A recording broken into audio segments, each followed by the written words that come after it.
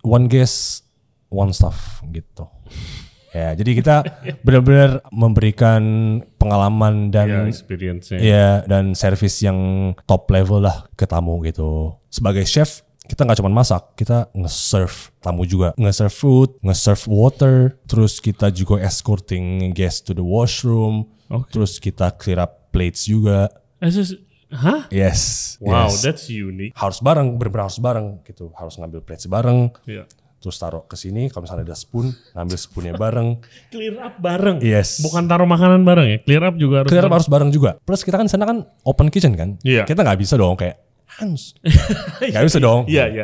Kayak gini. Pokoknya semua harus aware kalau misalkan kayak gini kita need attention. Oke, kalau begini tuh need attention. Iya, need attention. Tentu nggak gini kayak means table 2, or table 3, gitu kan, or table 5 gitu.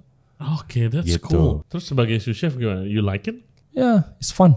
Capek bro. Yeah. Paling capek sous chef. Hardest working person in the kitchen tuh Sandwich sous chef. position. Iya, sandwich position. Yeah. Gue kayak kalau misalkan disuruh pilih posisi mana yang gue suka, kayak nggak ada yang gue suka deh. Nggak ada. Dekomi nggak ada.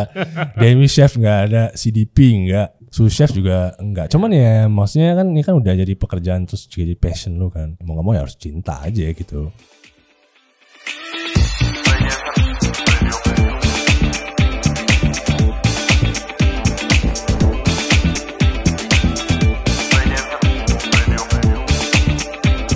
Hello everybody, thank you very much for tuning into the show today. Kali ini kita akan ngebahas tentang kerja di dapur profesional Michelin Star di Dubai. Nah, temen gua Chef Kadek Bayu Darmika, dia lagi balik ke sini. Dia adalah sous chef dari restoran yang namanya Row on 45 by Jason Atherton, chef kelas dunia ya. Nah, dia sous chef di sana. Kita akan ngebahas pengalaman kerja dia.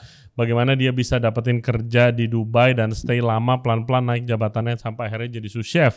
Selain itu kita mau ngebahas kerja di restoran yang standarnya tuh Michelin Star. Karena gosipnya Michelin Star tuh mau masuk nih ke Indonesia. Nah kita harus siap-siap. Kalau udah masuk standarnya tuh beda. This whole different game. Standar hygiene, kecepatan, professionalism dan macam-macam. Dan konsepnya pun unik nih.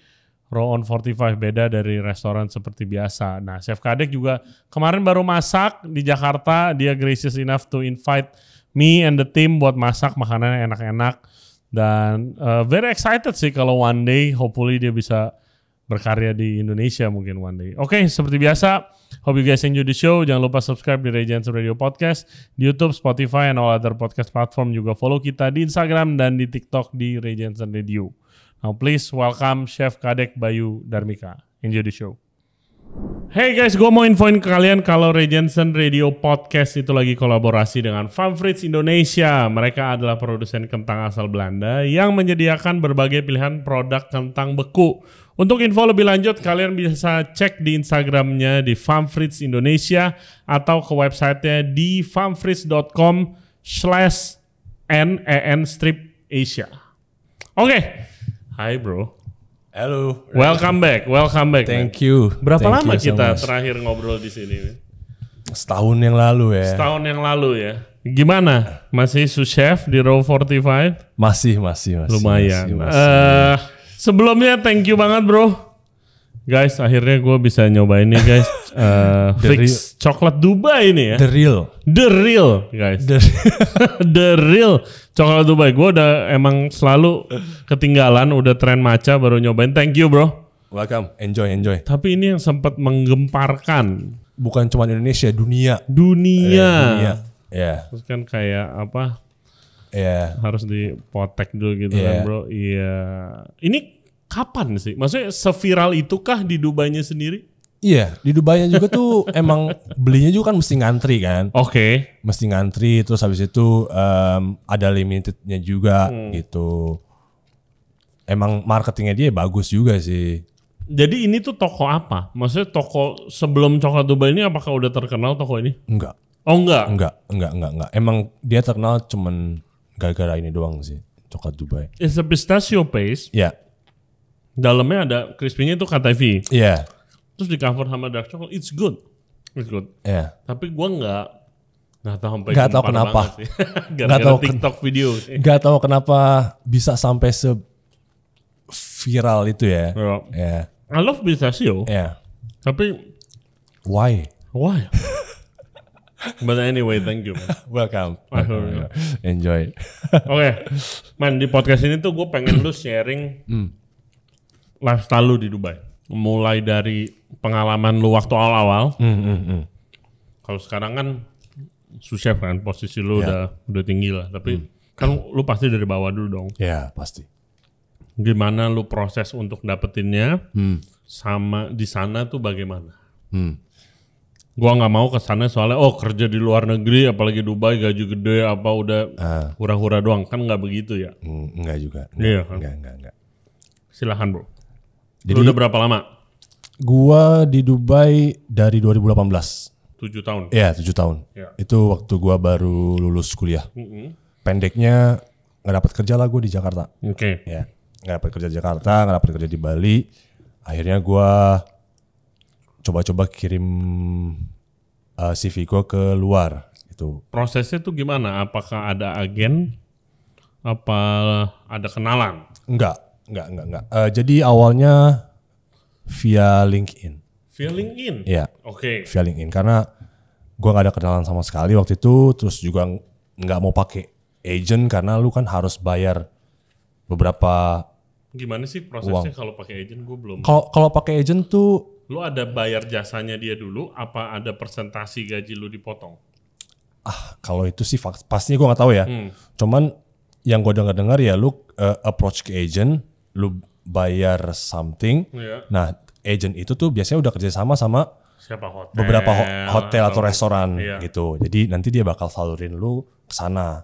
Tapi di dalam lingkup yang koneksi sama si agent itu. Yoi. Ya. Nah, waktu itu gue coba sendiri karena gue nggak ada biaya untuk bayar agent, terus juga nggak ada kenalan orang luar. Jadi akhirnya gue ke LinkedIn, ke LinkedIn, gue buka-buka, terus kan banyak tuh chef-chef yang ngepost kan.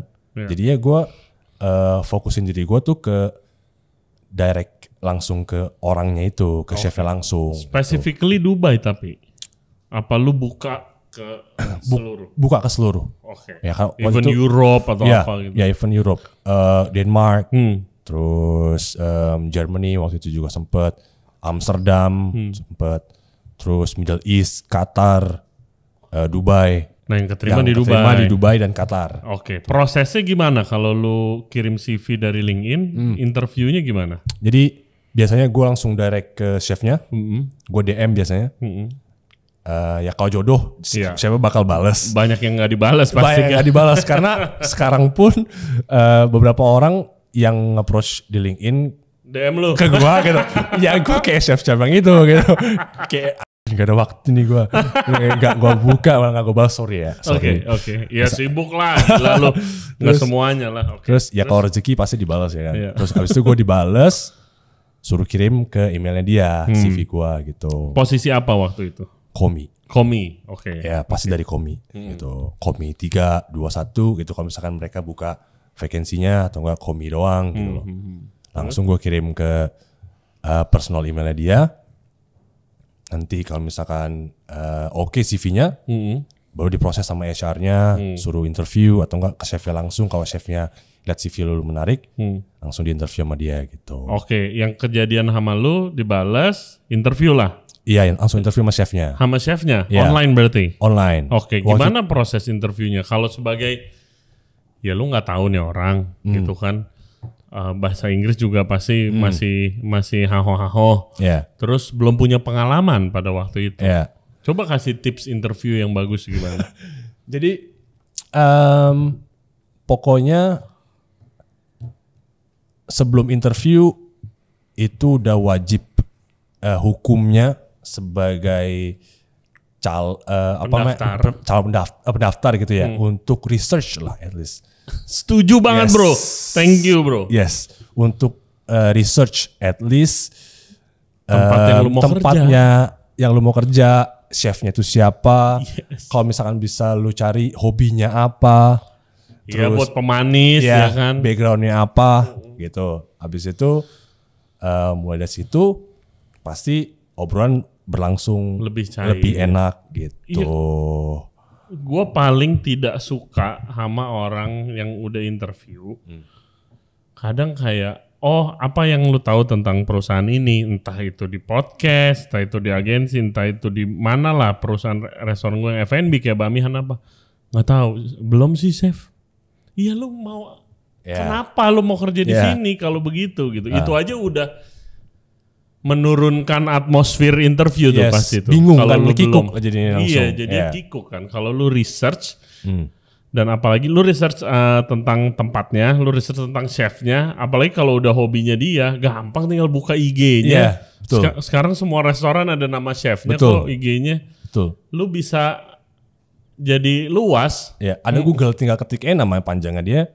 Pasti kelihatan at least LinkedIn-nya atau enggak Instagramnya kalau misalkan dia aktif ya kan. Iya, Chef Kadek Bayu Darmika Raw 45 gitu. Ya, keluar ntar podcast gue dulu tuh Pak. Lu nonton aja tuh. Ya kan. Ntar jadi cair gitu. Nah, itu pertama harus tuh kudu wajib. Terus yang kedua please be on time. On time. Kalau misalkan dijadwalin jam 7 misalkan, at least jam 30 udah standby. Iya. Itu udah. Kalau bisa kita yang nungguin. Betul. Jangan sampai ditungguin sama interviewernya gitu loh. Aku kayaknya personal experience deh. Kebanyakan gitu. Kebanyakan. Terus itu meskipun online ya dulu ya. Dulu tuh kalau gue meskipun online, gue tuh pakai chef jacket. Oke. Ya, meskipun komi ya. Karena menurut gue itu bakal nunjukin kalau misalkan lu tuh amat sangat passionate lah, ada keinginan lah, maksudnya tertarik lah gitu sama pekerjaan ini dan bangga atas. Lebih niat lah, lebih niat gitu. Itu masalah grooming kalau itu. Iya, grooming. Betul. Grooming. Meskipun di rumah, di kamar, di kasur gitu kan, lightingnya gembel-gembelan. Tapi sebisa mungkin groomingnya harus tetap dijaga sih, karena kan mereka kan nggak tahu siapa kita, terus cara kerja kita gimana kan, cuman tapi mereka bisa nilai dari grooming, dari cara bicara yang kelihatan gitu. Terus excitement kita gimana pas interview. Iya. Tuh. Betul, lo harus excited lah lo mau kerja gitu kan. Iya. Dan jangan jauhi jawaban-jawaban seperti kayak lu mau digaji berapa? Kenapa lu mau kerja di sini? Ya seikhlasnya chef gitu kan. Seikhlasnya chef saya gitu. Kalau gue seikhlasnya, oh ya udah, gue gaji 500.000 ya sebulan. Iya terus terima. Iya, lu mau terima gak? Oh jangan gitu chef ya. Makanya sebut dong. Sama kalau satu tips lagi dari gue soal interview guys, itu ini kan mayoritas online sekarang. Even di Jakarta sekarang ya mulai dari pandemi budaya interview online mulai. Ya kita lebih prefer kalau belum pasti amat mau kenalan-kenalan, kalau lebih cepat online ya bisa lah online. Habis itu kalau udah misalnya yang online interview 5, habis itu yang bagus 3, baru itu dipanggil. Nah, gue kasih tips sih ya internet kalian waktu interview sinyal sama cari tempat interview yang enak gitu. Kadang ya mentang-mentang interviewnya komi gitu. Terus habis itu interview di pinggir jalan, suara motor lewat. Itu kalau di Jakarta ya bro. Itu gua aja gak jelas interview apa terus mati-matian. Ya gimana mau interview gitu loh. Dikit-dikit ngomong suaranya terputus. Oh sorry chef, signal saya jelek. Pinggir jalan ya lu cari tempat yang okean lah. Itu tanggung jawab lu gitu kan. Seniat apa sih? Iya seniat apa lu mau kerja ini. Dan kalau lu udah nunjukin itu semua, terima gak keterimanya itu baru tergantung skill dan pengalaman kalian lah gitu kan. Betul. Good tip bro, good tip. Terus yang waktu lu kejadian interview itu langsung diterima? Nah, enggak, gue banyak beberapa interview tuh. Langsung nyangkut di banyak hotel ya waktu itu. Di luar ya. 5-6 hotel 5 star. Terus gitu. Kenapa lu pilih Dubai? Karena pertama mereka provide beberapa kebutuhan pokok untuk kerja lah. Kayak apa? Tempat tinggal, mes, transport, makan. Itu kan yang utama ya. Jadi, tapi makan rata-rata mah yang dikasih lah di hotel mah. Tapi kan nggak makan di rumah. Oh, kalau Dubai disediakan makan di rumah. Karena di tempat tinggalnya tuh ada tempat makannya. Jadi misalkan makan breakfast di rumah gitu di kantinnya. Makan siang baru ke hotel, makan malam di hotel gitu. Dan kalau libur pun boleh makan di tempat tinggal itu 3 kali sehari. Oke. Jadinya menarik. Coba. Gua belum pernah punya kesempatan kerja di sana. Coba paint us a picture. Gimana sih hari-hari? Jadi lu tinggal di tempat mes, bilangnya kalau di sini mes bilangnya. Apa? Apartemen. Ya. Apakah satu apartemen itu contoh anak perhotelan semua? Yes. Jadi misalkan ya hotel A. Iya. Semua karyawannya itu tinggal di satu Apartemen lingkungan itu. apartemen. Lingkungan apartemen yang sama itu. Iya. Dan misalnya anak front of house, Iya. anak room, anak apapun, lu anak dapur ya di situ. Iya. Satu kamar. Satu kamar berberapa? Sorry. Tergantung levelnya dia. Oke. Ya, jadi kalau misalkan contohnya kalau misalnya waktu itu gua komi ya. Iya. Satu kamar berdua. Oke dong. Ya. Jadi kita tinggal di Pikir satu. kayak komi berenam. Enggak. Jadi kita tinggal di satu ruangan. Iya. Di ruangan itu ada 3 kamar. Oke. Ya. Oke. Ada 3 kamar, ada 1 kamar mandi, Mm-mm. ada 1 ruang tamu, ada 1 dapur. Oke. Satu apartemen buat kalian lah tuh ya. Terus 1 kamar itu ada 2 kasur. Oke. Yes. Apakah udah pasti sama orang Indo? Belum tentu juga. Belum tentu. Udah Tapi pasti sama anak kitchen? enggak. Enggak juga. Enggak. Random aja Random. berarti. Ya, tapi biasanya pihak HR itu bakal menyarankan kalau misalkan oke, nanti lu tinggalnya sama orang negara lu deh supaya lu nyaman. Iya, gitu. supaya lebih nyaman, lebih betah Ya, gitu ya. kalau enggak ya udah sama yang kosong aja. Nah, gitu. di apartemen itu apa di bawahnya ada kantin gitu misalnya? Ya, jadi misalkan di lantai 1 itu ada kantin karyawannya. Oke. Nah, kantin karyawannya itu ya buffet. Oke. Buffet gitu. Buffet, breakfast, lunch, dinner, lu boleh ngambil aja. Yes. Sekali. Dicas gak? Apa Bebas. lu, bebas aja bebas, gitu? Bebas aja. Cuman biasanya nggak boleh dibawa keluar karena resiko kalau misalkan dibawa keluar something happen, nggak ada yang tanggung jawab. Iya. Tuh, jadi makannya di sana. Jadi makanya itu banyak yang milih kerja di sana karena ya lumayan lah buat ngirit lah kan makan Yes. udah itu. Oke, tinggal gratis berarti listrik, air semua bukan urusan lu. Listrik, air, biaya rent Iya. itu ditanggung. Ditanggung. Tapi ada beberapa wifi biasanya sendiri. Tapi Oke. ada beberapa company yang provide wifi juga. Either di provide atau lu patungan dah di Ya, satu sama. apartemen itu. Yes, ya. Oke. Betul. Itu yang gua pikir kayak oke nih untuk start kayak gua Iya, di bagus Dubai banget ya. bagus gitu kan. Dan itu very common practices ya kalau di Arab. Iya, di Middle East Di Middle East Ya, itu banyak itu- yang seperti itu ya. emang diwajibkan Oke. ya sama pemerintahnya. Oke. Jadi buat para karyawan, para pegawai itu emang dilindungi banget sama pemerintahnya. Dijamin Middle lah East. ya. Ya. Dijemput juga kah? Yes. Jadi di apartemen itu di bawahnya pasti ada bus-bus tuh. Nah, busnya itu khusus nganter karyawannya ke hotel, balik lagi ke hotel, balik lagi gitu. Enak ya. Setiap jam. Setiap jam ada. Ya, setiap jam ada. Wow. Terus jam kerjanya gimana? Apakah saklek kalau di hotel 8-9 jam harus pulang, sisanya lembur dihitung? Yes. Ya. Oke. 9 jam biasanya. 9 jam. Setelah 9 jam dihitung overtime. Dan ada beberapa nggak ada beberapa sih. Mostly kalau misalkan udah overtime itu dibayar atau enggak masuknya ke extra off. Oke. Extra Tergantung. libur. Ya, tergantung Either company. diduitin atau lu nambah hari off. Iya. Gitu. Kalau lu sekarang posisi lu sous chef, Hmm. overtime mulu dong? Apa leadership tidak Overtime ada? mulu. Overtime mulu. Ya, masuknya overtime. Tapi kalau udah di posisi managerial level gitu, masuknya ke off nanti. Oh, lebih masuknya ke Ya, off. masuknya Iya, ke extra iya. off, liu day gitulah. Boncos juga kalau bayarin lembur sous Iya. chef orang tinggal di sono. Iya, makanya. Gitu. Jadi extra off jadinya. Oke. Tuh, itu Terus aja. kalau lu inget-inget masa awal-awal lu, bagaimana sih budaya kerja di sana? Beratkah? Beda budaya, kadang kerja sama orang yang lu beda negara. Itu gimana pengalaman? Awalnya pasti susah sih karena keterbatasan bahasa ya mungkin Oke. ya.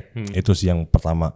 Karena begitu pindah kan biasa komunikasi pakai bahasa Indonesia. Tapi Pas pindah harus bahasa Inggris. Banyak sama orang yang beda-beda dari negara, terus juga komunikasi mereka juga pasti beda-beda. Iya. Nah itu sih bahasa pertama, karena yang ini bilang A, terus kadang-kadang kita nangkepnya maksudnya apa ya, gitu loh, nggak ngerti nih. Terus habis itu kita lakuin beda, jadinya ada konflik gitulah antara si A sama si B gitu. Hey guys, kalau kalian enjoy the podcast so far, thank you very much. Dan jangan lupa subscribe di Ray Jensen Radio Podcast. Back to the show. Banyak dramanya nggak? Banyak. Kalau kerja di sana? Banyak dramanya karena banyak standarnya. Oke. Udah gitu. Contoh. Kayak misalkan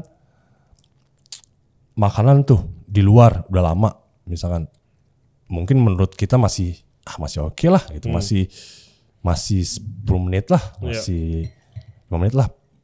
Sebenarnya kalau di sana kan standarnya nggak boleh gitu, apalagi kalau seafood.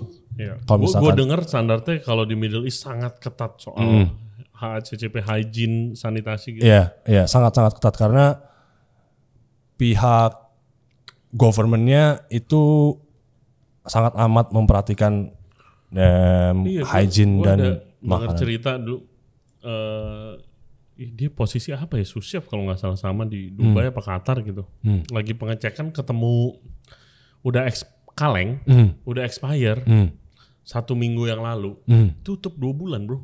Iya. Restorannya katanya. Iya, emang itu wajar terjadi. Gila anjir. Karena pihak government kan emang sangat membutuhkan turis ya. Nah, makanya turis tuh dan konsumen tuh amat sangat dilindungi, dilindungi sampai ke akar-akarnya gitu. Karena juga banyak kejadian yang expiry food, terus keracunan makanan, terus habis itu sampai orang meninggal juga ada. Oh my god. Ada itu, khususnya apalagi kalau buat anak kecil atau enggak buat orang tua kan rada rentan ya.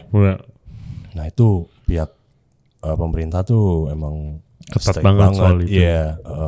Terus berlapis gitu. Lu berapa bulan di sana sampai lu kayak berasa nyaman?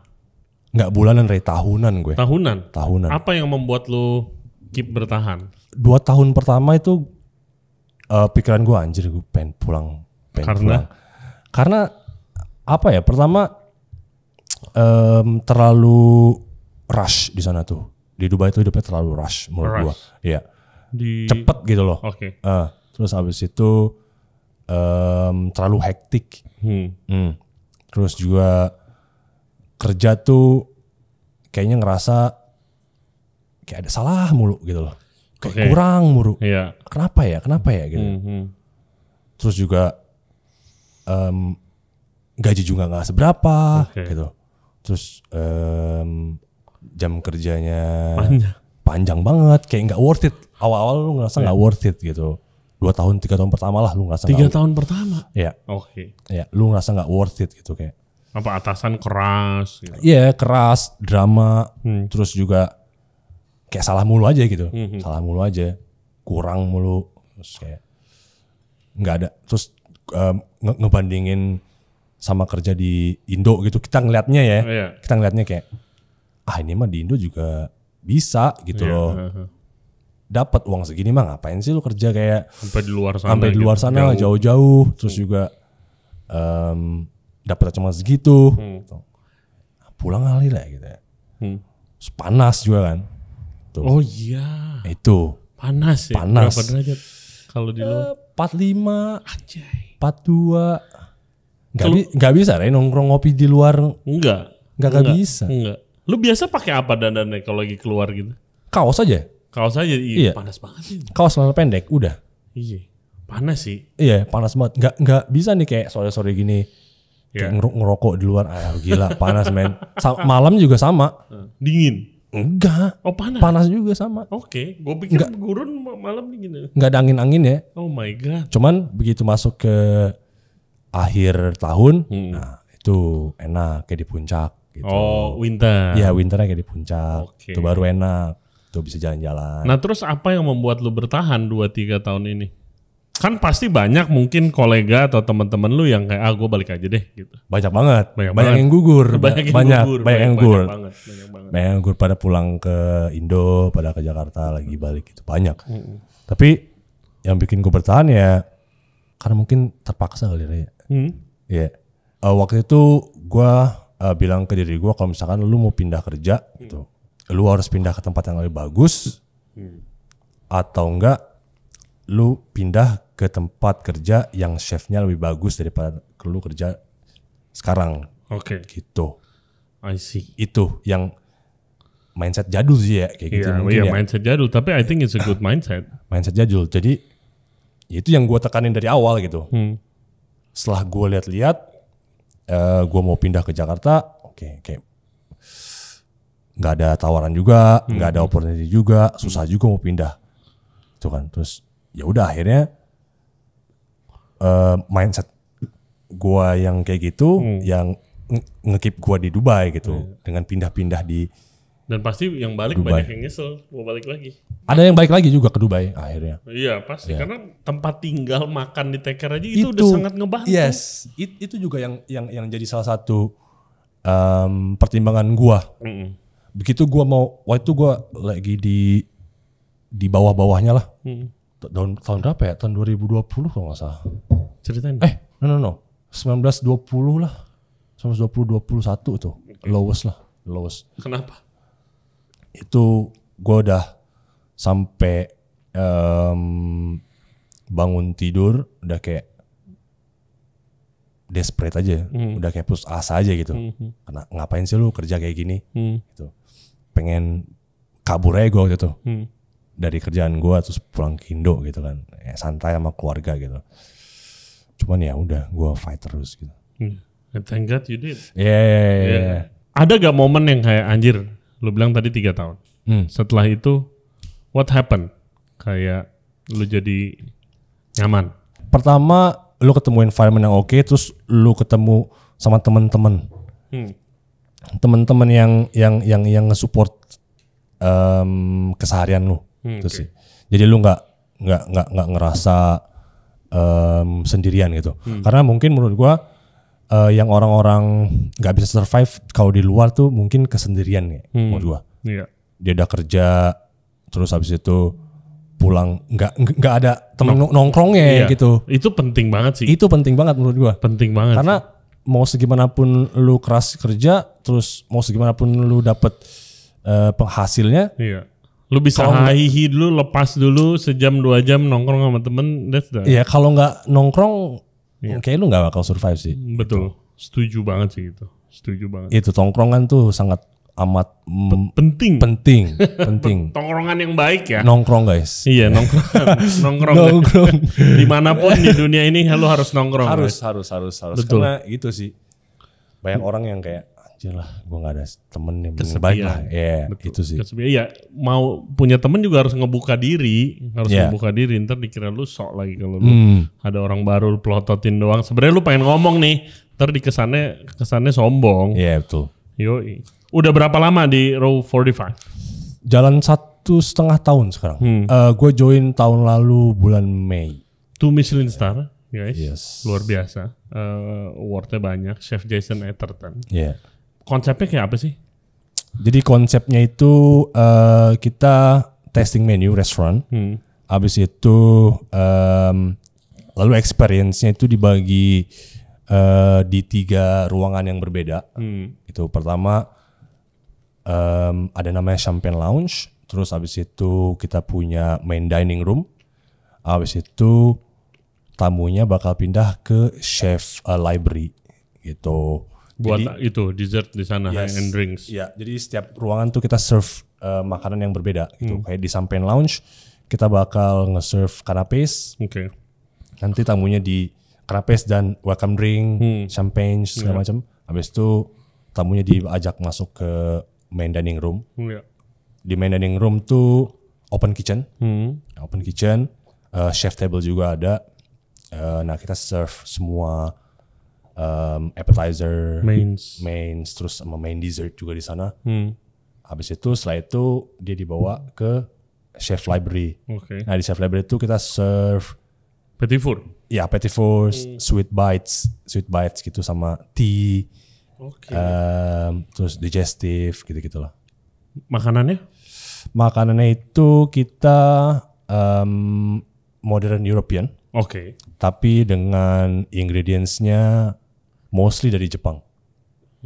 Ya, dari Jepang. Jadi kita search the best ingredients. Iya, pastilah. Dari seluruh dunia, tapi mainnya dari Jepang gitu loh. Ya kemarin yang terakhir lu kesini lu bawa mangga mahal itu. Ya, Miyazaki Mango. Oh iya, luar biasa ya. Ya, Miyazaki Mango. Gue juga baru balik dari Jepang. Emang bahannya sih Ya. gila men, bahannya cuy. Itu menurut gua bahannya gila itu ada campur tangan dari manusianya juga sih. Oh iya, iya.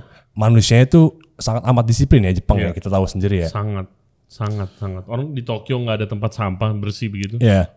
Terus juga Gila. makanya mereka tuh nge-treat bahan-bahan ingredients itu kayak 100% gitu. Betul. Jadi bikin itu Kayak kemarin gue makan di kota kecil, lagi summer, somen. Cuma somen sama soyu sauce, di serve dingin sama rumput laut. Udah. Nggak ada yang lain. Tapi gila banget enaknya men. Enak, rasanya very clean. Biarpun berkuah tapi rasanya rich. Kayak ini. Iya cuma karena bahannya bagus, sebagus itu aja bisa ke-achieve gini gitu. Sesimpel itu bikin makanan enak sebenarnya. Iya. Ingredients-nya. Iya. Nggak usah diapa-apain. Iya, nggak usah ngapain. Itu dia.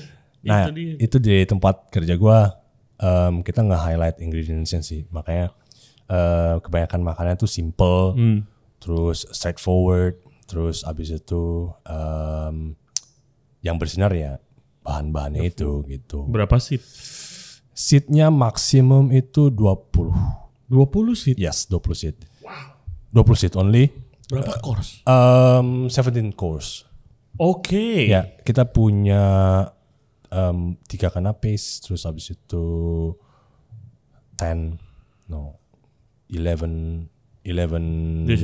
dishes. Iya.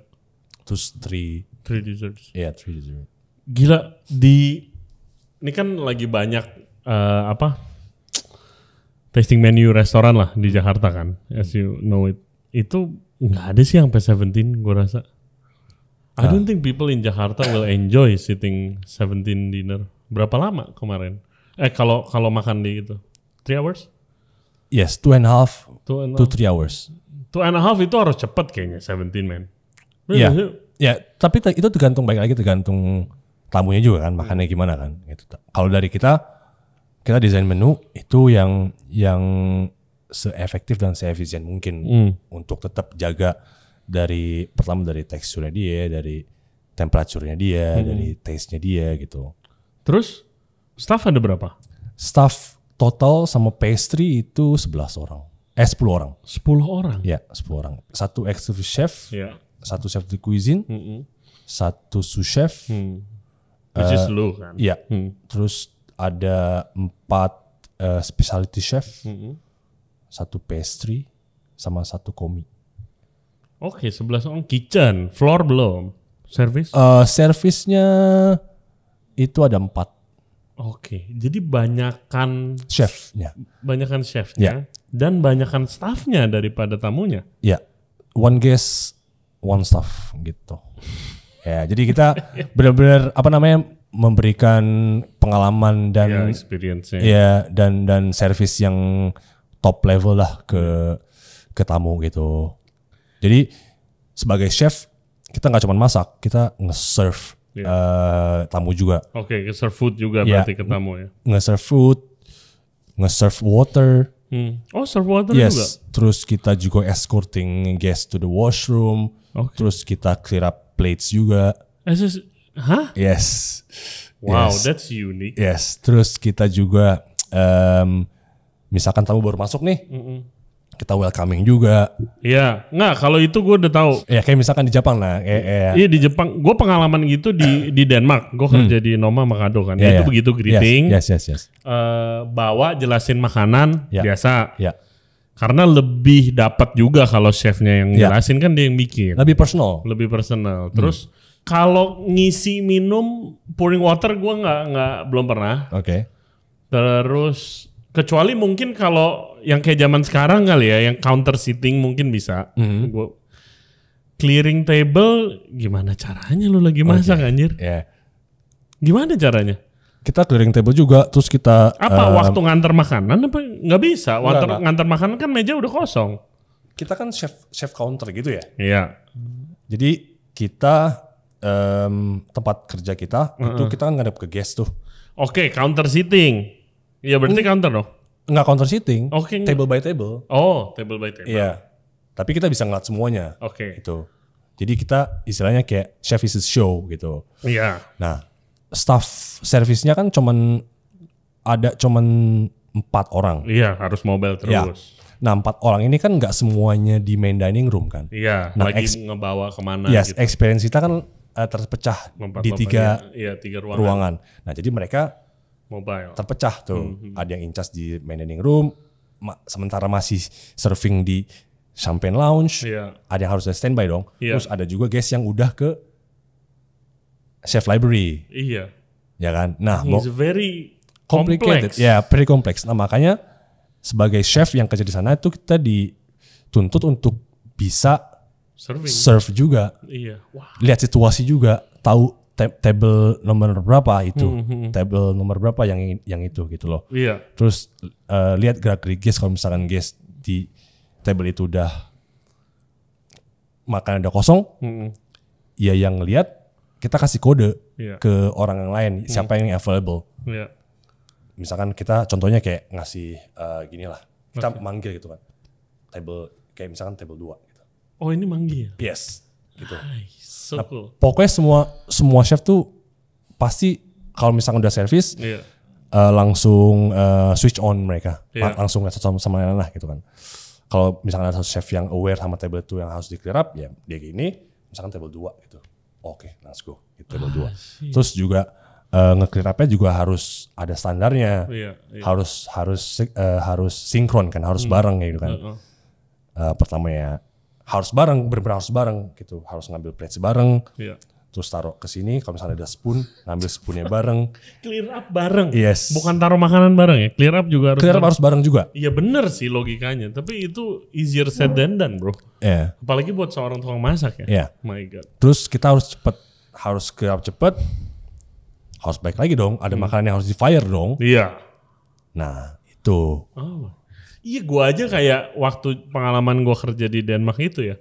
Orang gue lagi masak di station gue, di station yang beda. Biasanya kalau Denmark tuh bilangnya hands. Ya hands. Hands. Yes. Itu Kita juga berarti chef dari mana aja juga Yes, harus ngambil, harus. ikut nganterin, ikut basing kan. Ya. Itu aja gue kadang dalam hati gue anjing, gue lagi plating gitu kan. Ntar makanan gue dingin, ntar di komplain nih gue kan. Iya. Terus kayak hands, makin lama makin kenceng gitu. Kayak, Iya. oh ya udah lah. Iya. Gitu. Nah plus kita kan sana kan open kitchen kan. Iya. Kita nggak bisa dong kayak hands. Nggak bisa dong. Iya. Kayak kita harus ngomongnya kayak harus hands please gitu kan. Atau enggak kayak gini. Pokoknya semua harus aware kalau misalkan ada gini kita need attention. Oke, Need kalau begini attention. tuh need attention. Iya, ya. need attention. Atau enggak gini kayak means table 2 or Oke. table 3 gitu Oke. kan. Or table 5 gitu. Oke, that's Gitu. cool. Yeah. I mean, gue selalu kerja, gue nyamannya itu di dapur yang berisik bro. Dan sekarang pun di restoran gua, even tempat bakmi atau apa, gue encourage untuk ngomong. Yes. Gue Gede di French Kitchen. Yes, French sama. Kitchen kan station beda, dia pasnya jadi satu. Yeah. Kitchen zaman dulu kan begitu kan. Yang section ini kirim ini, yang section ini kirim ini. Iya. Harus match, Yep, harus match. kawin lah nah, mereka. Dan itu kan harus ngomong tuh. Iya. Zaman dulu kan lu hadap-hadapan tuh kalau Iya. kitchennya proper. Si protein sama si garnish. Berapa menit lagi daging? Gue mau masukin asparagus gua nih. Iya. Gitu kan kayak gitu. Terus Iya. habis itu oke, jalan yuk jalan Iya. ke chef plating kan. Iya. Nah itu tuh kebawa di gua melulu. Bahkan gua kerja di Noma, itu dia biarpun open kitchen tapi rada jauh dari Iya. dari si guest lah. Walking distance. Itu berisik. Hmm. Dan emang Rene dan head chef gua pun suka yang teriak Iya. gitu, yang kayak bukannya teriak maki, teriaknya kayak Komunikasi. iya komunikasi. Iya. Gitu. Ini jalan, ini serving. Dan itu dianjurkan semua jawab yes chef, jatak kalau misalnya di Denmark gitu. Kalau di Prancis oui chef. Itu kayak untuk menaikkan atmosfer aja jadi lebih semangat selalu gitu, dan selalu kalau di Nomad tuh selalu pasang lagu rap itu. Pas servis. Iya, pas servis. Sudah lagu rap gitu kan. Kalau ada guest kitchen tour baru dimatiin. Nah, itu gue terbiasa di begituan. Nah, terus kemarin gue di Jepang, gue makan di tempat namanya Soado. Dia modern izakaya, counter seating, ada table beberapa tapi main area counter seating, bentuknya kayak trapesium gitu. Itu gua sama temen gua yang chef juga, itu gua nggak kebaca ini gimana dia komunikasi, nggak ada suara, satu station di ujung, satu station di ujung, tapi bareng. Itu literally kitchen gua yang sekarang. Itu iya. Itu literally kitchen yang gua sekarang karena open kitchen, terus juga kita tuh nggak mau ada suara sama sekali gitu, karena pas service tuh harus very quiet service gitu. Tipe yang seperti itu. Ya, tipe yang seperti itu sekarang. Makanya ini first experience gua di kitchen kayak gini gitu. Terus sendok sting dikit aja tuh udah chef tuh udah kayak melotot banget gitu loh. Kayak kayak tray kayak ya kalau misalkan lu taruh tray kan kayak gitu ya. Iya, tray nggak gitu bisa, nggak boleh. Nggak boleh gitu. Terus. Iya, we spend entire dinner, gue cari tahu gimana nih komunikasinya. Ini orang kenapa bisa tahu ini makanan gue, ini kalau makanan gue kayak tiketnya pun cuma satu, gue lihat ini gimana caranya ya. Terus terakhir ada satu makanan kayak donabe gitu yang plating chefnya kayak ngebuka gitu kan. Akhirnya gue tanya chef gimana lu communicationnya, gue nggak denger lu. Ngomong. Terus dia bilang we have our own codes. Dia bilang gitu kayak oke, kodenya. Kalau di lu begini kodenya gitu ya. Kayak gini. Kayak di The Bear dong ya gitu ya. Yes. Kayak lu butuh tension gitu kan, butuh hands gitu. Itu emang kayak gitu. Dari awal opening. Tapi lu sebelumnya udah pengalaman kah kerja di yang kayak begitu? Kaget dong lu waktu masuk. Pertama kali gue gak boleh shock. Kagak boleh berisik gitu. Pertama kali shock gue. Karena di sebelumnya kan teriak-teriakan kan. Teriak-teriakan itu emang lu diharuskan untuk teriak gitu sebelumnya. Iya, beda style aja gitu kan. Terus tiba-tiba pindah ke dapur dan kitchen kayak gini. Kayak awal-awal sih shock gitu kayak anjir.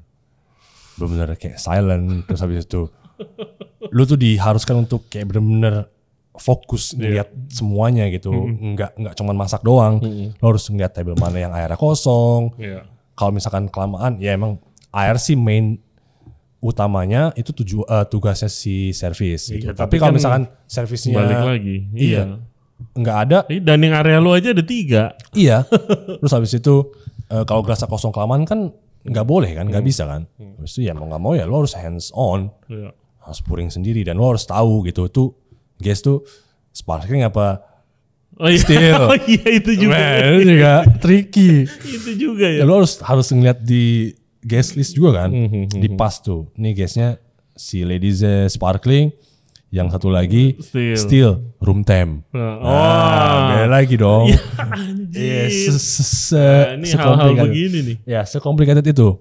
Service itu. Berarti yang keluar jebolan-jebolan sana jago banget dan fokus banget pasti anaknya. Harusnya. Udah digembleng begitu ya. Iya, harusnya. Biasa, mungkin lebih ke inisiatif mungkin ya gitu. Terus habis itu kan kalau misalkan lu lagi masak terus habis itu semuanya sibuk nih kan. Ya mau gak mau lu harus sadar juga kalau misalkan semua orang gak ada yang perhatiin guest nih gitu kan. Ya lu harus merhatiin guest gitu. Entah napkinnya dia jatuh. Itu kan kita harus ganti dong. Meskipun dia pakai lagi gitu kan. Standar kita tuh kita harus ganti. Sorry ma'am or sir, kita ganti napkinnya. Itu sampai sedetail itu. Makanya worth it sih menurut gua. Kalau misalkan sekarang tuh mereka dapat tuh Michelin Star Restaurant gitu. Oh iya, pastilah.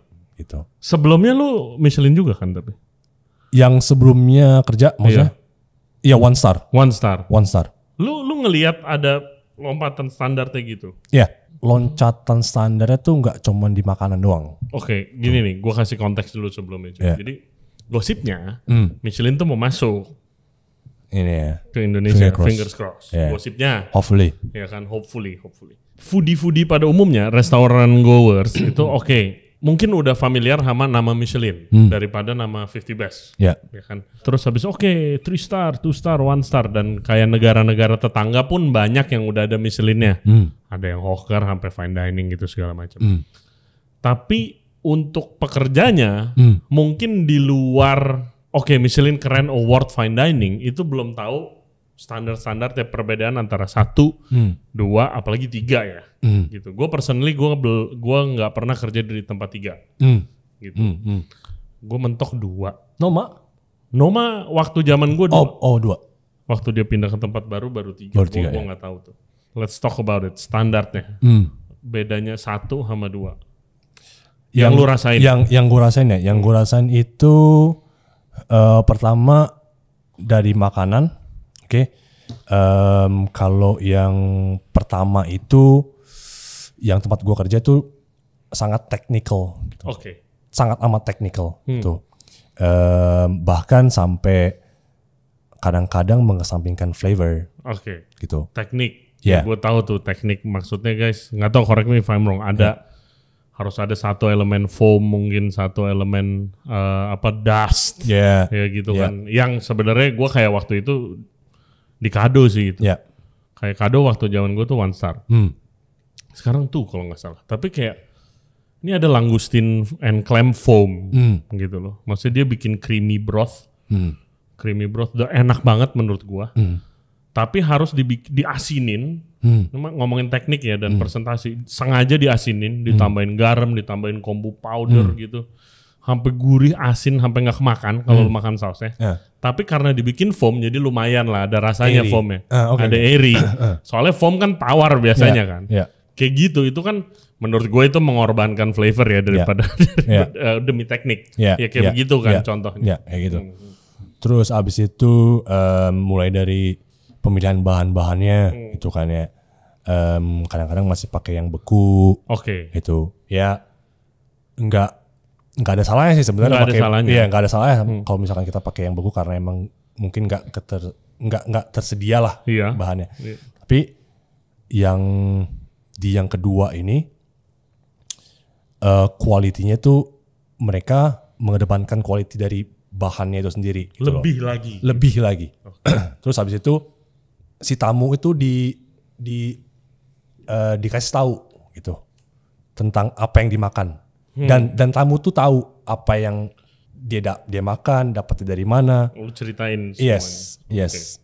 Kita kasih tahu semua dari A sampai Z. Jadinya tamunya tuh aware sama bahan-bahan yang dia makan dapat dari mana, story-nya behind it dari mana. Jadinya mereka mungkin merasa lebih menghargai sama bahan itu sendiri gitu loh. Terus dari service.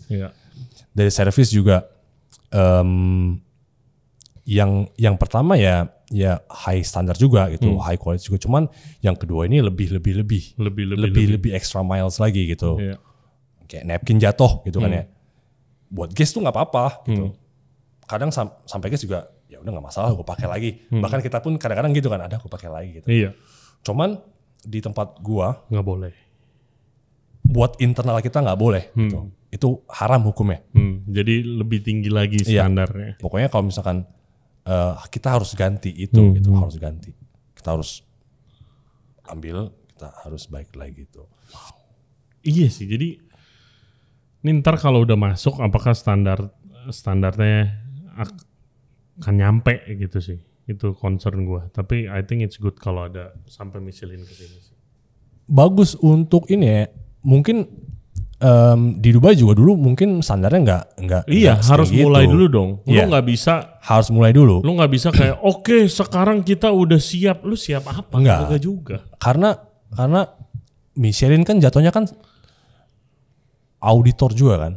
Nah auditor kan tujuannya untuk mengevaluasi standar. Betul. Terus quality terus dikasih penilaian. Ya kan toh nggak seluruh restoran di Dubai 2 Michelin star, 1 Michelin star, nggak juga. Ada casual yang enak-enak yang nggak dapat juga so what gitu kan. Tapi standarnya itu loh. Jadinya begitu Michelin masuk standarnya lebih tinggi Yes. itu. Setuju. Bukannya siap nggak siap gitu. Ya nyemplung dulu. Betul. Gitu emang semua tuh kayak gitu. Betul. Gitu. Setuju banget bro. Dan gue penasaran ini, kan sekarang di mana-mana mengemukakan locality. Ya. Locality itu lagi big lah di mana-mana ya. Kalau di Dubai, what's local di Dubai? Ada beberapa kayak buah, fruits. Oke, fruits. Ya, fruits. Terus poultry juga dia ada. Oke. Ya, poultry itu habis itu Fish? fish ada. Oke, ada juga. Ada juga. Cuman ya yang lokal kayak hamur gitu-gitu aja sih kayak. Hamur itu apa tuh? Hamur tuh kayak modelan apa ya? Beda gak ikannya sama ikan Indo? Beda. Beda ya? Beda. Oke. Beda. Habis itu ada namanya red mullet. Oke, red mallet. Red mullet itu ada dia lokal punya juga. Oh dia. Ya. Ayam. Terus juga farm juga udah banyak sih di Dubai. Kayak local farm gitu, kayak tomatos, terus kayak kentang gitu-gitu. Oke. Kayak berries juga ada karena kan mereka kan teknologi kan lumayan advance ya. Iya kayak merubah gurun menjadi farm kan sekarang kayak gue banyak lihat di internet tuh. Iya, kayak ada sekitar 2 big farm gitu, terus jagung juga dia banyak juga di Dubai gitu. Ada beberapa yang lokal. Kayak lu kan udah kesini juga, lu I'm sure lu udah ke pasar atau masak di sini. Ya. Bahan lokalnya sana sama bahan lokalnya sini lebih standarnya lebih oke mana? Yang gue lihat kayaknya Dubai deh. Masih Dubai. Let's say ayamnya dah. Ya, Dubai karena mungkin dipaksakan juga Dengan teknologinya dia, dengan ke-awarean pemerintahnya mereka. Terus juga karena demand dari guest dan para supplier juga gitu kan, karena kan mereka harus bersaing dengan bahan-bahan impor dong. Oh iya benar juga. Ya kan, mereka harus bersaing dengan bahan-bahan impor dan mereka juga nggak mau ketinggalan sama supplier dari luar negeri gitu loh. Itu yang bikin mereka berkompetisi terus, gimana caranya nih produk gua bisa bersaing nih sama produk-produk impor. Terus juga dibantu juga sama pemerintah yang mengedepankan wacana go local or go home gitu, bisa bisa dibilang gitu loh. Gitu. Oke. Nih balik lagi ke karir lu. Sekarang sous chef. Ya. Yes. Tugas lu apa aja? Bedanya sama waktu lu masih jadi komi, CDP segala macam. Sekarang tugas gue lebih ngerangkap semua section sih. Okay. Ya. Kalau service masih masak? Enggak. Service gue di pas. Oke. Ya, service di pas. Kalau pas kesehariannya itu ya ngecover yang bolong-bolong aja di section. Mulai dari cold section, meat, fish, sampai pastry. Untuk gitu. prep. Ya, untuk prep. Untuk gimana caranya semua section tuh bisa goal gitu, bisa goal di waktu yang udah ditentukan gitu loh, sampai testing gitu. Yeah. Masuk ke service, ya gue di pas sama executive chef gue sama chef de cuisine gue di pas bertiga. Kita serve makanan, kita yang serve, kita yang doing table side, kita yang explain to the guest, terus kita yang ngobrol ke guest gitulah, feedback. Sama gue ya ngeliatin anak-anak aja. Jadi tadi lu bilang tasting, jadi setiap hari ada tasting? Pasti. Oke, kayak gimana tuh coba? Jadi, soalnya gue lakukan itu di sini, awal-awal pasti bingung orang. Oh ya? Even ownernya aja bingung. Masa? Lu lakuin gitu? Gila, gue nggak pernah miss gue waktu kerja di luar negeri. Iya. Iya. Karena kan penting banget kan? Yes. Testing tuh sebelum service. Coba jabarkan bro. Pasti abis mise en place kan kita bikin produk itu kan ya. Iya. Nah, prep. Ya habis prep kita kan pasti kan menghasilkan sesuatu tuh. Ya bikin saus, bikin saus, apapun, puree, ya jelly atau apapun itulah pokoknya. Ya. Nah, sebelum kita sajikan ke tamu, itu kita wajib coba dulu lah. Nah, testing tuh juga sebenarnya banyak layernya, Re. Kalau misalkan di pecah lagi ya. Pertama lu harus testing diri lu sendiri yang masak. Oke. Ya dong. Sebagai chef lu harus tasting dong. Ya. Harus kudu wajib hukumnya sebagai chef tuh kita tasting makanan yang kita masak sendiri. Ya lu nilai lah. Oke nggak nih? proper nggak, sesuai standar nggak, teksturnya, terus kekentalannya, habis itu warnanya, habis itu ya aromanya segala macam lah dari lu sendiri gitu kan. Itu saringan pertama tuh. Nah setelah itu baru sebelum servis biasanya jam 5 itu kita sediain satu tray yang isinya semua bahan-bahan yang ada di section lo. Oke, saus lah, apa jelly, puree. Iya, yang ada di section lo semuanya. Nah itu kita kasih ke chef. Nah, ke lu biasanya? Enggak, ke CDC gue. Oh, ke CDC, oke. Ya gue cuman kayak bantuin mereka supaya mana nih barangnya? Sebelum ke chef gue, ke gue dulu. Lu itu dulu biar aman. Iya, biar aman. Oke. Itu second layer tuh gue. Nah udah gitu barulah chefnya tasting. Nah biasanya chefnya tuh bawa papan jalan sama kertas dengan berbagai list gitulah. Iya. Ya dengan nama-nama condimentsnya, nama-nama sausnya. Oke, very systematic. Iya. Oke. Mereka coba, gitu kan. Coba kita nggak cobain satu dish, kita cobain semua condimentsnya aja. Iya, gitu. condiments. Cobain. Kalau yang misalkan udah checklist, ya udah checklist sama dia gitu. Udah oke. Kalau ada adjusting, di adjusting sekarang juga. Hari itu juga, ya. Oke, sebelum service juga. Sebelum service, ya pokoknya sebelum service. Pokoknya kan itu kan testing kan sekitar 4.30 ya. Pokoknya sebelum break lah. Kelarin testing dulu baru kita bisa break gitu. Okay. Kalau enggak ya udah lu benerin. Benerin. Break berapa lama?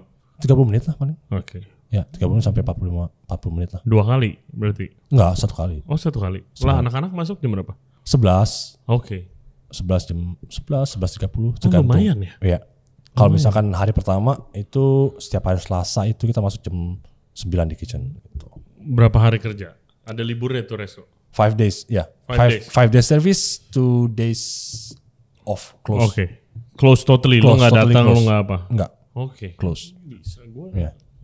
Waktu itu 5:30 sampai 1:30. Nah, testing ya udah. Kalau udah approve sama chefnya, udah baru kita bisa service gitu. Oke. Penting sih kan, karena kita kan nggak mau apa ya namanya, pas service time kita benerin sesuatu. Oh, ribet. Jadi domino efek gitu ke semua servisnya segala macam gitu. Sebisa mungkin meminimalisir adanya kesalahan waktu servis sih. Makanya kita bikin sistem kayak gitu supaya. Lu kan kemarin di podcast yang sebelumnya lu sharing kayak di tempat ini lu juga dapat sama kesempatan masak bareng-bareng chef yang pop up. Misalnya chef hebat dari mana lah gitu pop up tempat lu gitu. Ada apa lagi yang seru yang pop up tempat lu? Kalau yang sekarang enggak sih, Re. Enggak gitu. Enggak, yang sebelumnya itu yang sebelumnya. Yang di One Star itu loh. Oke. Nah, itu yang di One Star Restaurant itu baru yang pop up-nya yang gila-gila sih. Yang ini enggak, mereka lebih kayak fokus ke konsistensi makanannya, konsistensi servisnya. Seberapa sering ganti menu? Ada on the fly gitu gak? Soalnya Dubai kan import. Enggak. Oke. Enggak, itu hukumnya haram. Enggak boleh. Enggak boleh. Enggak boleh. Okay. Karena mungkin kalau misalkan dari experience kita mungkin gitu kali ya. Kayak misalkan chefnya tiba-tiba switch pengennya ini. Betul. Langsung ganti ini. Justru kayak beberapa tempat yang gua kerja menjual itunya gitu. Biasa kita pakai ini tapi chefnya ganti ini karena lebih oke gitu. Justru itunya jadi selling point. Kalau lu malah nggak boleh. Enggak. Okay. Karena kita tuh kalau misalkan mau ganti menu tuh harus doing R&D dulu. Oke. Bener-bener deep gitu R&D-nya.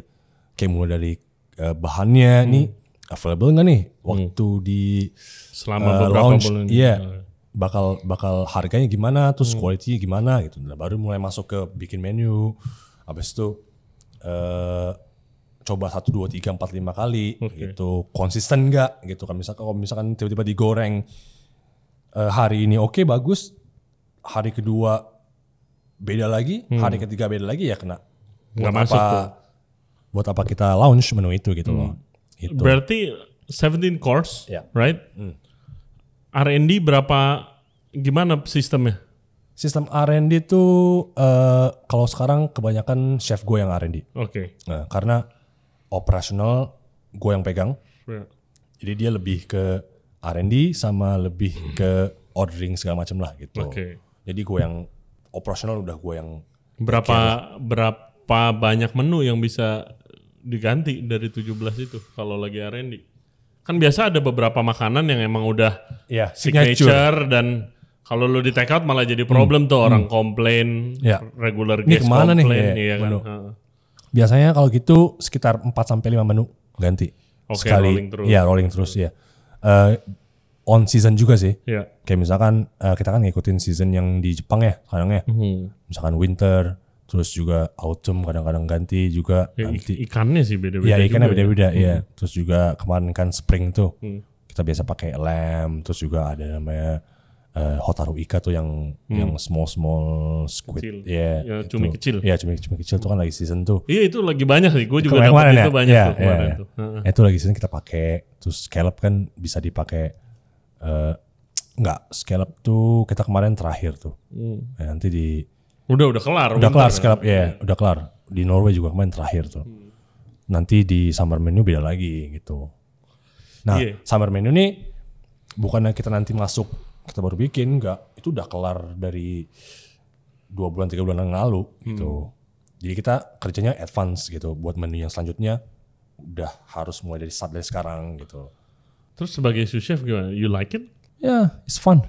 It's fun. Yeah. Gue paling selama gue kerja di dapur, gue paling tidak suka gue jadi sous chef. Paling nggak suka gue. Gue ngurusin operation, ya kan. Tapi udah mulai dilibatkan administrasi, tipis-tipis, ya kan. Sambil belajar, entah lu disuruh ngisi ordering lah, lu bikin schedule anak-anak, lu inventory apa gitu, capek bro. Paling capek sous chef. Hardest working person in the kitchen tuh sandwich position. Iya, sandwich position. Gue paling tidak suka jadi sous chef waktu zaman gue dulu gitu. Iya, posisi sandwich. Sebenarnya kalau dibilang suka nggak suka ya nggak suka. Posisi mana kayaknya nggak suka deh. Gue suka waktu jadi steward gue suka. Gue suka banget jadi steward. Karena nggak ada yang ganggu lu. Oh iya betul. Gue suka banget that space silent lu ya, orang lagi teriak-teriak apa udah lempar aja ke gue sini gue cuciin udah kelar gitu. Gue kayak kalau misalkan disuruh pilih posisi mana yang gue suka kayak nggak ada yang gue suka deh. Nggak ada. Dekomi nggak ada. Demi chef nggak ada. CDP nggak. Sous chef juga enggak. Cuman ya. Iya masing-masing ada plus minus. Iya cuman ya maksudnya kan ini kan udah jadi pekerjaan terus jadi passion lu kan. Ya mau nggak mau ya harus cinta aja gitu. Lu ada plan nggak? Udah 1, udah 2, ntar mau kerja yang ketiga cari 3 Michelin gitu? Pengen ngajar buat restoran yang sekarang sih. Oke. Ya. Nice. Ya emang nge-push. Ya emang goalnya kan kita kan buat nge-push buat 3 stars kan. Karena di Dubai itu kan ada yang udah 3 stars juga kan. Iya. Ada 2 restoran yang 3 stars. Itu ada satu Indian restaurant. Itu Indian restaurant pertama di dunia yang dapat 3 stars. Namanya apa, men? Namanya Tresin Studio. Itu the best Indian fine dining sih.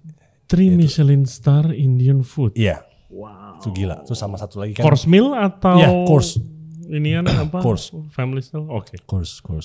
Terus habis itu satu lagi kan Franzen yang baru buka.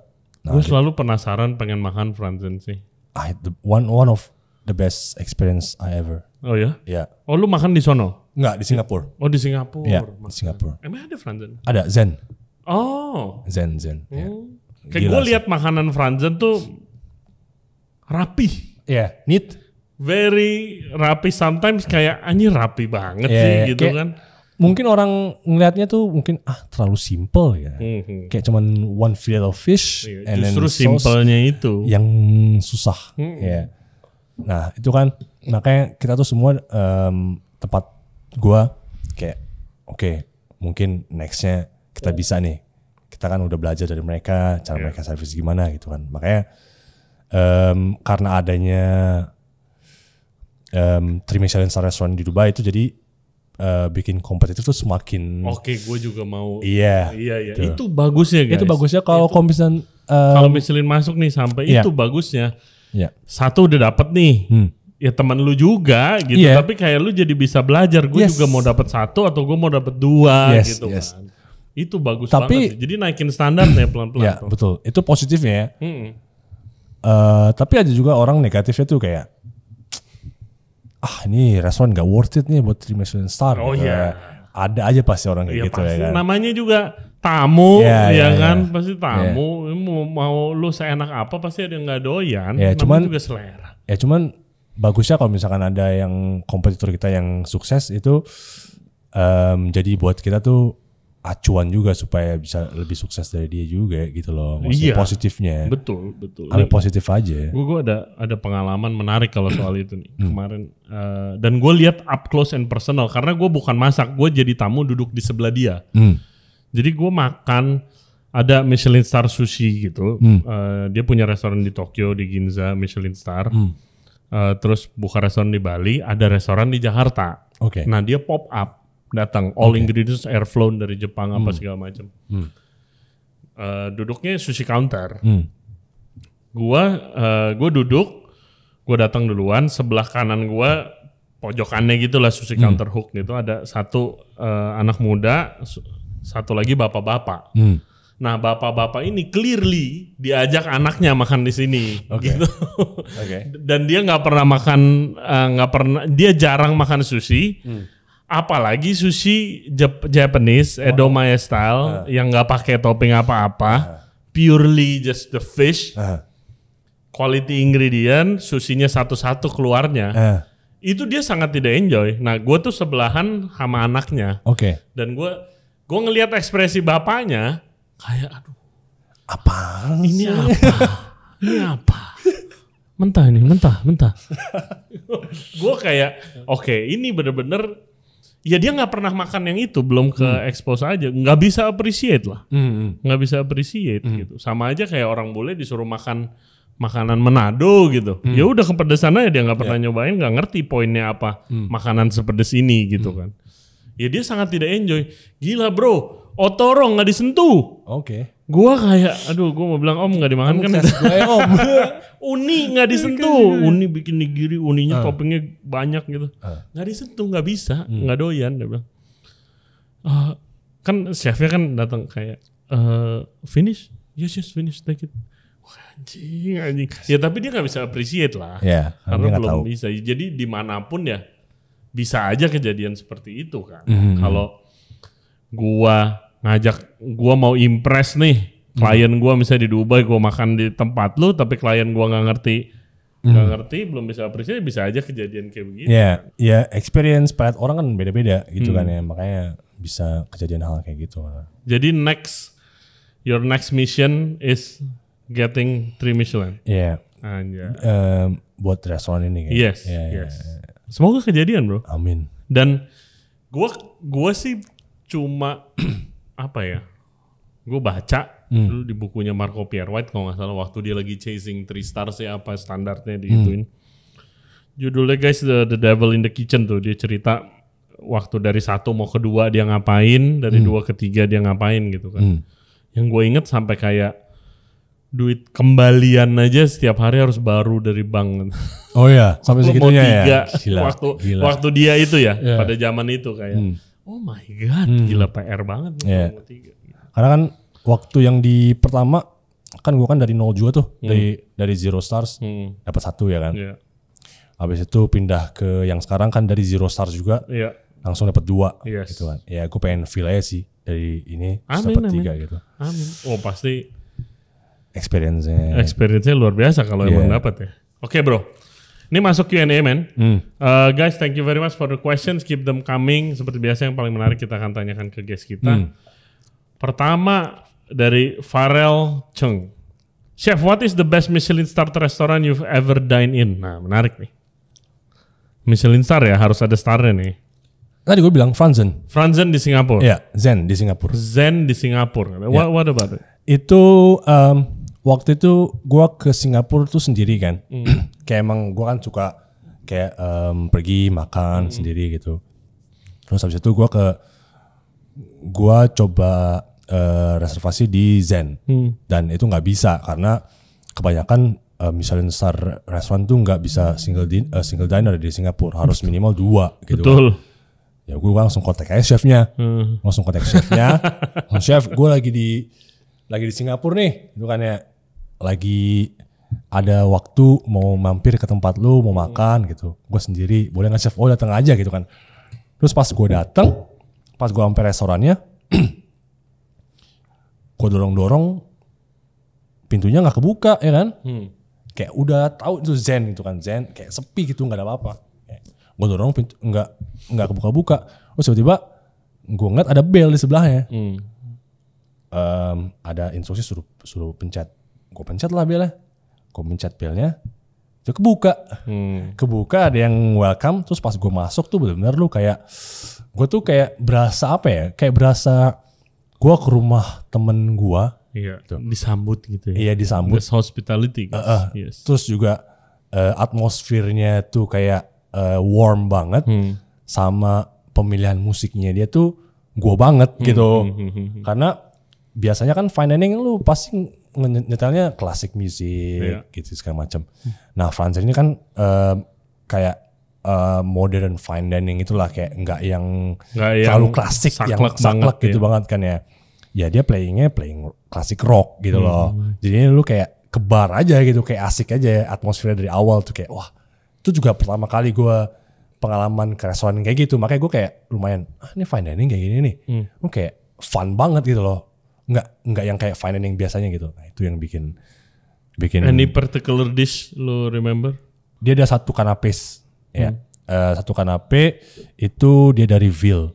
Oke. Iya. Ville. Iya, Ville kanapes tuh kayak menurut gue kayak enak banget sih. Gua sama ada dessertnya dia waffle. Ya, itu menurut gue kayak anjir enak banget gitu. Waffle cuman kayak ya enak gitu ya. Kadang ada momen yang ini gimana bikin? Iya.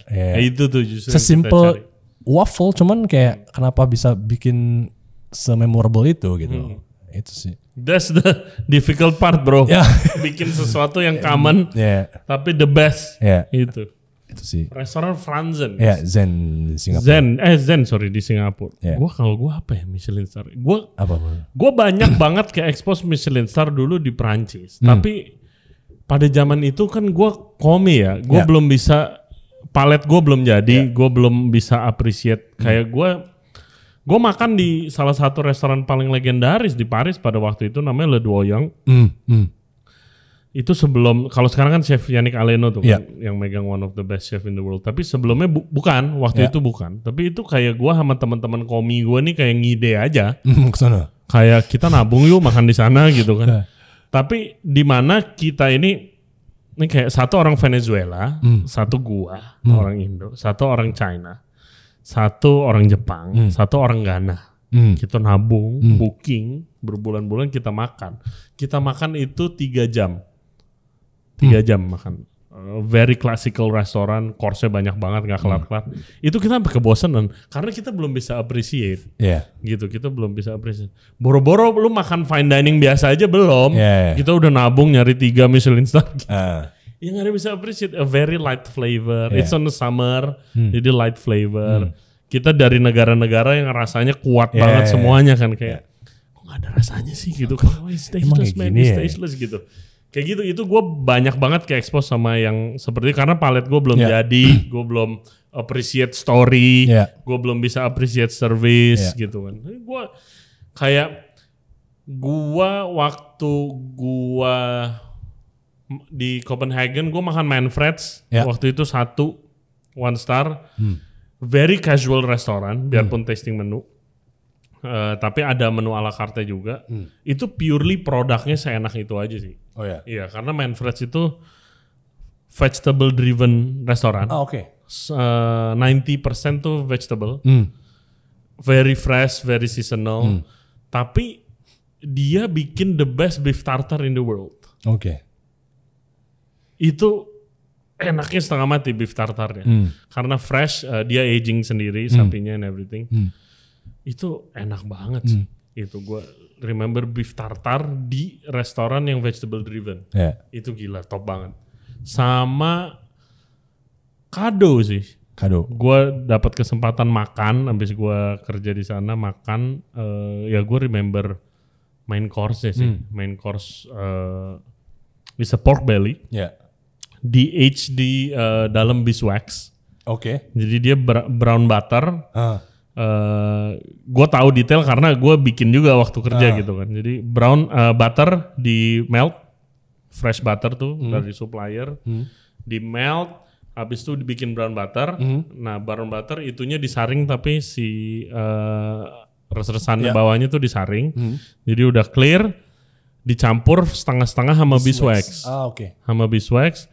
Terus you dip the pork belly in that, lu diemin kayak 2-3 menit, ntar ke coating kan. Ya. Terus lu age it for 2 weeks di aging chambernya. Itu as simple as begitu udah, as simple as you grill it. Dibikin pakai saus black garlic yang dia bikin sendiri, black garlicnya. I think that's the best main dish yang pernah gue coba sih. Sama kondimennya prune gitu. It's very nice. Maksudnya ada subtle honey flavor, honey smell, tapi nggak ada flavornya. Honey-nya sih nggak ada manis honey gitu, nggak ada. Tapi it's very nice. Makanya kadang kalau misalkan lu makan di 3 Michelin star restaurant sama 2 Michelin restaurant sama yang 1 itu totally amat sangat berbeda loh. Oh iya. Malah kadang-kadang lu bakal ngerasa yang di 1 atau yang kedua tuh lebih enak daripada yang ketiga. Iya. Gitu. Karena tergantung selera, tergantung pengalaman lu pada saat itu gimana gitu kan. I mean, ini kita karena pertanyaannya 1 star aja. Kalau 1 starnya dicabut sih gue countless ada street food gue best gitu kan. Pertanyaan kedua dari Por Favor Negroni. Your favorite gastronomy teknik aja. Gastronomi teknik tuh apa, guys? Mungkin teknik memasak kali ya, maksudnya ya. Cooking technique. What's your favorite? Making stock and sauce. Anjir, gue mau jawab itu juga, bro. Yeah. Itu sih the main. It's a lost art. Iya. Yeah. It's a lost art. Terlihat simple mungkin, tapi sebenarnya kayak. Oh, it's very important. Very deep, yeah. It's very important. Dan apalagi kalau orang seperti kita yang backgroundnya di European and a little bit of French, itu nggak boleh hilang skill itu, bro. Iya, nggak boleh miss. I mean, gue gatal kalau lihat restoran di Indonesia ini banyak terjadi. Bikin stok tuh kayak tempat sampah, bro. Ada sisaan kuah trimmingan apa, buang, lempar situ. Kadang ada kulit bawang, kulit wortel. Kadang-kadang gue ngeliat pernah ada zucchini dimasukin. Buat apa di stok? Tujuannya apa? Gue juga pernah lihat lagi itu, anjir. Habis dibolong-bolongin, masukin ke stok. Aduh, itu gue rada gatel tuh. I mean, it's a lost art. Buat saus itu mahal. Karena perlu waktu yang lama dan bahannya bikin harus sekali banyak. Dan itu nggak boleh hilang. Iya, itu kan inti dari, bisa dibilang inti dari sebuah restoran sauce. Exactly. Gue agree banget sih. One day gue punya my dream buka European restaurant. My God, sauce sangat penting. Gue kalau pop up, gue selalu bikin. Gue kan kalau masak from beginning to end, sekarang kan kalau lagi ada acara pop up, right?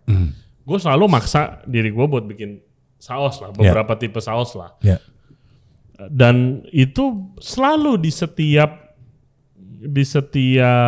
dapur yang gue masukin tuh kayak itu sudah tidak dilakukan. Jadi kayak kebingungan, bikin apa chef?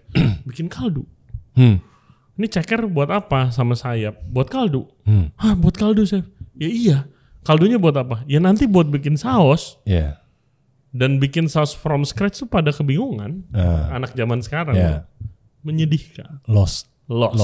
Terus juga satu lagi, gue baru ke expose sih, maksudnya kan kita kan juga bikin non-alcoholic, non-alcoholic drink ya, buat pairing makanan. Nah itu, ada teknik namanya kita clarifying. Terus clarifying itu kayak unik banget sih menurut gue, kayak seru. Cocktail bar teknik. Iya, seru banget sih clarifying. Jadi kita mix semua flavor liquid. Habis itu kita jellify. Jadi kita jellify, habis itu kita strain. Jadi lu biarin ini. Iya, kita biarin terus kayak clear. Itu kayak unik dan seru banget sih. Sekarang lagi gue. Iya, tapi lu mah restoran lu beli rota valve aja, bro. Udah Clear, nggak usah klarifikasi. Lama. Ya lama Sari. Gua tuh nggak punya Rotavac. Lama bener kalau mau drink tasting. Iya. Itu seru sih. Banyak teknik koktail yang terinspirasi dari makanan ya. The same thing juga banyak sekarang teknik-teknik koktail yang dimasukin ke kitchen. Oke, pertanyaan lanjutan nih dari Keith Geraldine. Kalau ada 2 offers at the same time, to Michelin Star Resto di Prancis atau jadi private chef buat RI1 di Indo, lu pilih mana? Anjir. Gua jujur gua jadi private chef gua. RI1 RI1 lah. Main aman. Kita orang Indonesia bro, RI1 lah. Gua RI1 sih, RI1. Yoi. I mean kalau 2 offers Michelin Star chef. Lucu juga. Gua RI1. Iya. Mengabdikan diri pada negara dan kepala negara. Dulu teman dekat gue di sekolah masak is a private chef, man. Private chef buat duta besar Kolombia. Terus ya, jadi dia bilang tuh, kan gue nanya kan, lu jadi private chef enak banget dong. Dia duta besar. Biasanya duta besar dari negara A ke negara B, ya kan? Iya, gue jadi kemarin ya gue tinggal 2 tahun di Jepang. Ini lagi 2 tahun di Prancis. Tapi ada nggak enaknya juga. Dia bilang kayak kalau lu private chef ya, lu tanggung jawab supaya masak terus kan. Pokoknya owner lu mau makan ada lah gitu kan. Tapi kayak kadang-kadang tiba-tiba lu udah prep segala macam, dia bilang kayak, gue mau makan dinner di luar nih sama temen gue gitu. Nggak ada yang makan gitu. Itu lu ya makan hati katanya gitu. Ada gak satu restoran yang lu pengen banget, any restaurant in the world, kayak kerja di sana? Kerja di sana? Kayak lu pernah kerja di Lapers kan sebentar? Iya. 7 hari. Iya. Itu gimana ya? That's the restaurant for me. Arpege. Ray gila. Sumpah. Ekspektasi gue tuh kan 3 Michelin ya itu ya. Kayak 3 Michelin Star, Legend gitu. Gue tuh expectnya tuh kayak meticulous, semua kayak neat, terus luxury gitu. Pas gue masuk Ray, wah gila. Bener-bener beda. Bener-bener kayak ini gue di 3 Michelin Star restoran. Iya. Cowboy. Oke. Cowboy. Nggak ada yang namanya recipe book. Nggak ada yang namanya hygiene standar mungkin ya bisa dibilang.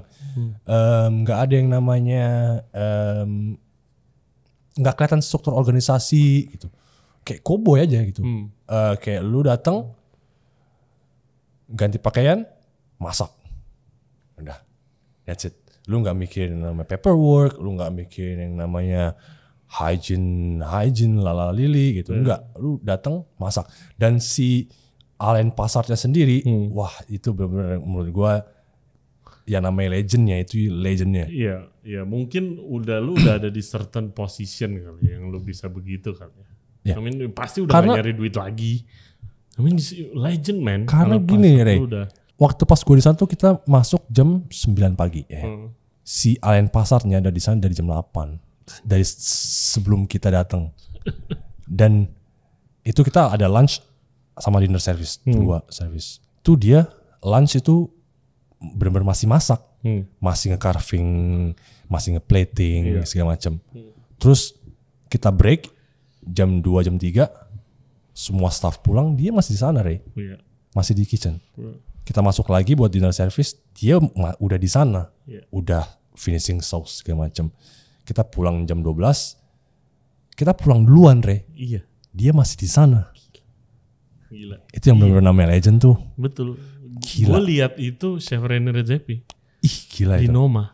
Itu gila. Ini orang gila ya, gue pikir kayak gue masih mau nongkrong ngebir abis servis gitu loh. Masih di situ dia anjir. Dia berapa tahun? 70 tahunan, 80 tahunan nih si Alain Passard tuh. Itu gila, gue amazed banget. Itu gue pertama kali kayak ngeliat, anjir man, ini legend, bener legend. Betul. Dan jadi kayak expose biarpun seminggu gitu ya. Kayak expose what it takes kan to be a legend. Lu mau gak begitu? Dan makanannya tuh ya enggak kayak makan yang lihat di Instagram yang cantik-cantik. Enggak. Kayak cuma satu vegetable sauce. Udah gitu. Ya tapi dia ngurusin sampai proses nanemnya, dia punya garden sendiri itu dia kan. Dia bilang sama gua, ini mah makanannya gampang gitu kan. Prosesnya tuh di kebun. Di kebun udah kelar prosesnya. Lu tinggal yang bikin restoran Trimesan satu restoran tuh kebun. Gitu. Gue nggak tahu kenapa waktu gue di sana gue tuh nggak ke expose terlalu banyak sama dia gitu loh. Gue nggak ke expose terlalu banyak sama this legend Alan Passard. Gue tahu Joe Robuchon makanya gue kesana. Terus Guy Savoy gue tahu, tapi Alan Passard nih gue nggak begitu ke expose. Baru ini aja gue follow dari zaman Instagram itu kayak carving tomat disajiin. Ini 3 Michelin. Gila bro ya gitu. Terus juga dia ada satu dish sushi rice sama slice tomato. Slice cucumber. Cucumber slice nih, yang misalnya lu beli di pasar nih, lu slice nih. Terus kasih rice atasnya, udah di serve tuh. Ikan apis. Tapi proses nanemnya, manennya di hari yang tepat, itunya yang gila kali ya. Nah, itu kayak kemarin gue baru nonton dia ada lagi ngajarin anak-anaknya. Itu anaknya tuh bikin saus timun. Buset. Gazpacho. Iya, yang di ini. Iya. Nah, dia tuh nggak bener-bener klasik ya, bener-bener klasik French gitu loh. Pokoknya dia bikin puree tuh mesti di. Iya, gitu pakai alat itu. Pakai alat itu. Benci banget. Gila men. Itu kan kalau dipakai kan buat mashed potato ya biasanya. Iya, mashed potato. Itu buat puree kalau di sana. Yoi. Gitu. Ya itu dia. Gila men. Bro, thank you very much. Sosial media lo apa bro? Kadek Bayu Darmika. Kadek Bayu Darmika. Yes. Oke. Guys, thank you banget buat yang udah nonton dan yang udah dengerin podcast kita kali ini. Please follow sosial medianya Kadek. Diskusi, siapa tahu lagi butuh chef kali di sana, ya kan? Boleh. Yang mau ke sana, tapi kerja yang benar ya, jangan malu-maluin kita. Jangan malu-maluin Indonesia. Iya, betul. Jangan lupa subscribe di Regency Radio Podcast di YouTube, Spotify, and all other podcast platform. Again, follow kita di Instagram dan di TikTok di Regency Radio. Terakhir, terima kasih untuk Famfritz Indonesia. Untuk kolaborasinya, kalian bisa cek Instagramnya di Famfritz Indonesia atau ke websitenya di Famfritz _and strip Asia. Okay, we'll see you next time. Bye-bye.